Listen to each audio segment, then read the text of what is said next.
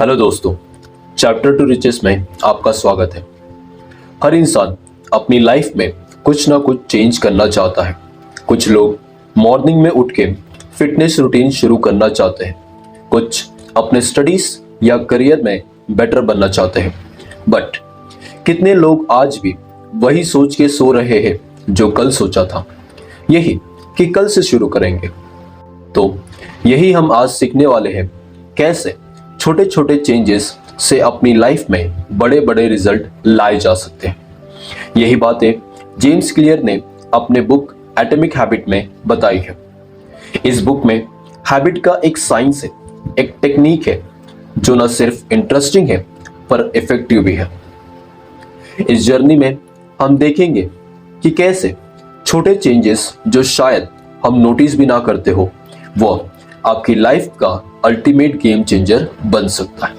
And the best part, ये habit बनाने में कोई बड़ी मुश्किल नहीं, सिंपल स्टेप्स जो हर कोई फॉलो कर सकता है। सो अगर आप अपनी लाइफ में प्रोडक्टिविटी और सक्सेस को अनलॉक करना चाहते हैं तो आइए मेरे साथ और डिस्कवर करते हैं एटॉमिक हैबिट के सीक्रेट। यह स्टोरी सिर्फ एक बुक समरी नहीं होगी, बल्कि एक रोड मैप होगी for building a better version of you. एक बार की बात है, एक छोटे से गांव में राज नाम का लड़का रहता था। राज एक रनर बनना चाहता था और रेस में जीतने का सपना देखता था। लेकिन प्रॉब्लम यह थी कि जब भी वो प्रैक्टिस शुरू करता, थोड़े ही दिन में उसका मोटिवेशन खत्म हो जाता और वो गिव अप कर देता। एक दिन राज के पास उसका एक पुराना दोस्त आया, समीर, जो काफी सक्सेसफुल एथलीट बन चुका था। राज ने समीर से पूछा, यार तू कैसे इतना सक्सेसफुल बन गया? मुझे भी तो बता, मैं भी ट्राई करूं। समीर मुस्कुराया और बोला, राज तुम्हें पता है, सक्सेस का राज ये नहीं है कि तुम एक ही दिन में सब कुछ अचीव कर लो। सक्सेस का राज छोटे छोटे इंप्रूवमेंट में छुपा है, जैसे सिर्फ 1% बेटर होना हर दिन। राज ने थोड़ा कंफ्यूजन में पूछा, सिर्फ 1%? इसका क्या मतलब है? समीर ने एक छोटी सी एग्जांपल दी। सोचो, तुम एक पेपर का टुकड़ा लेते हो और उसे डेली डबल फोल्ड करते हो।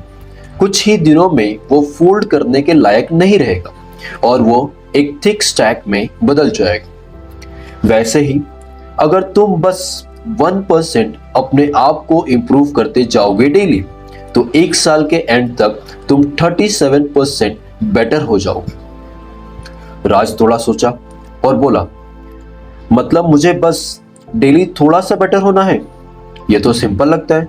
समीर बोला, हाँ, बस कंसिस्टेंसी चाहिए। देखो, कल से तुम अपने रनिंग में सिर्फ 1% इंप्रूवमेंट करना, बस एक एक्स्ट्रा मिनट या थोड़ा ज्यादा पेस, हर दिन बस थोड़ा सा। राज ने समीर की बात मान ली और वो अपने प्रैक्टिस में सिर्फ 1% ज्यादा एफर्ट डालने लगा।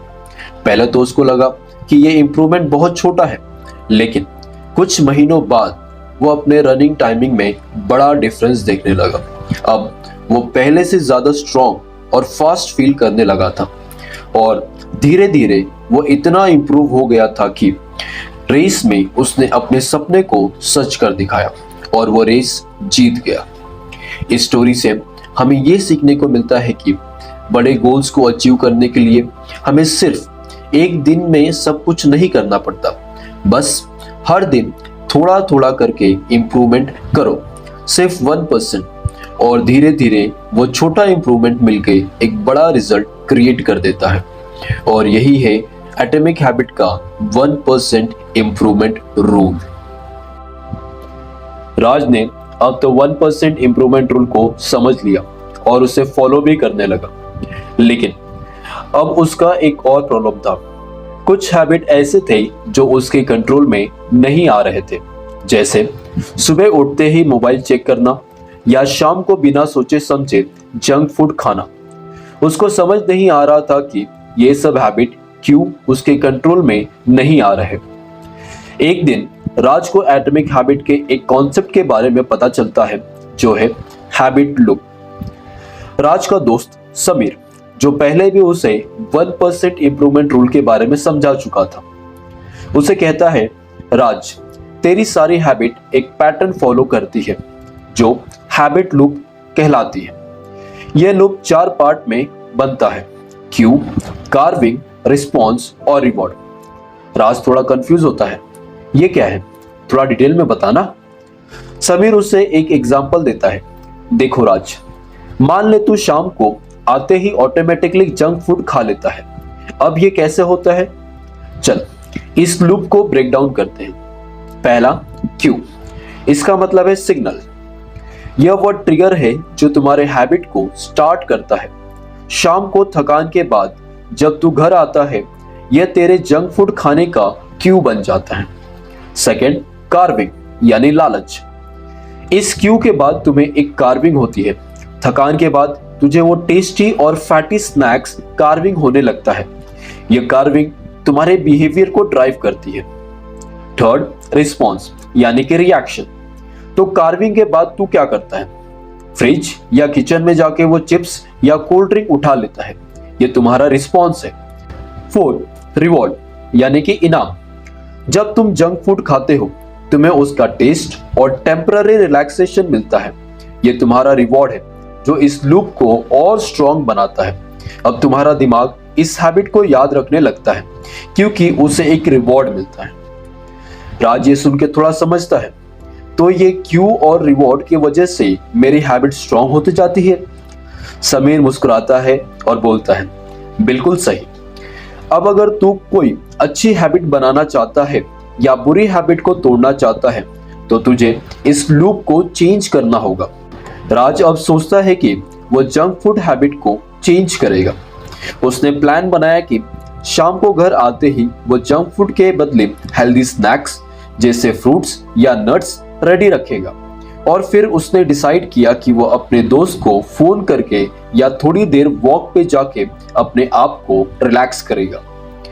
कुछ ही दिनों में राज का जंक फूड कार्विंग कम होने लगा और हेल्दी स्नैक्स खाने का उसका एक न्यू हैबिट बन चुका। तो दोस्तों, इस स्टोरी से हमें ये सीखने मिलता है कि अगर हम अपने क्यू और कार्विंग को समझ लें तो हम अपने हैबिट को कंट्रोल कर सकते हैं। यह habit loop Q, carving, response और रिवॉर्ड हर हैबिट के पीछे का पैटर्न है। इस लूप को समझ के ही राज ने अपने हैबिट को चेंज किया। राज अब हैबिट लूप को समझ गया था, लेकिन उससे अब भी प्रॉब्लम थी। वह कुछ हैबिट्स बनाना चाहता था, जैसे सुबह जल्दी उठना और डेली एक्सरसाइज करना। लेकिन हर बार जब भी वो ट्राई करता, उसका मोटिवेशन कुछ ही दिनों में खत्म हो जाता। तब उसका दोस्त समीर उसे एटॉमिक हैबिट का एक और कॉन्सेप्ट समझाता है, 4 law of behaviour change. Sameer कहता है, राज, अगर तुझे अच्छी हैबिट बनानी है तो ये 4 लॉ याद रख। इन्हें फॉलो करके तुझे अपने नए हैबिट्स और भी आसान लगने लगेंगे। चलो मैं तुझे एक एक लॉ समझाता हूं।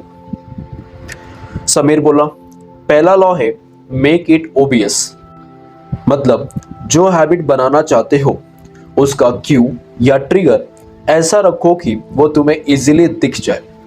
एग्जाम्पल के लिए, अगर तुम्हें सुबह एक्सरसाइज की हैबिट बनानी है तो रात को अपने वर्कआउट शूज और जिम क्लोथ्स को बेड के पास रख दो, ताकि सुबह उठते ही तुझे वो शूज और क्लोथ्स दिख जाए और तुझे याद आए कि तुझे एक्सरसाइज करनी है। राज सोचता है, हाँ यार, अगर मेरा वर्कआउट का सामान बेड के पास होगा तो सुबह देखते ही मोटिवेशन मिल जाएगा। दूसरा लॉ है मेक इट अट्रैक्टिव। मतलब जो भी हैबिट तुम बनाना चाहते हो उसे इंटरेस्टिंग और रिवॉर्डिंग बनाओ। जब तक तुम्हें वो चीज अट्रैक्टिव नहीं लगेगी, तुम्हारा दिमाग को वो चीज पसंद नहीं आएगी। एग्जाम्पल, अगर तुम्हें जिम जाना बोरिंग लगता है तो एक काम करो, अपने वर्कआउट के बाद फेवरेट स्मूदी या प्रोटीन शेक का प्लान बनाओ। इससे तुम्हारे दिमाग को ये लगेगा कि एक्सरसाइज के बाद तुम्हें कुछ टेस्टी रिवॉर्ड मिलेगा। ये कार्विंग तुम्हें जिम जाने में हेल्प करेगी। राज एक्साइटेड होकर बोलता है, वाह यार, अगर मुझे जिम के बाद रिवॉर्ड मिले तो ये मजेदार होगा। समीर कहता है, इसका तीसरा लॉ है मेक इट ओबियस, मतलब अपनी हैबिट को इतना सिंपल और इजी बनाओ कि तुम्हें शुरू करने में कोई प्रॉब्लम ना हो।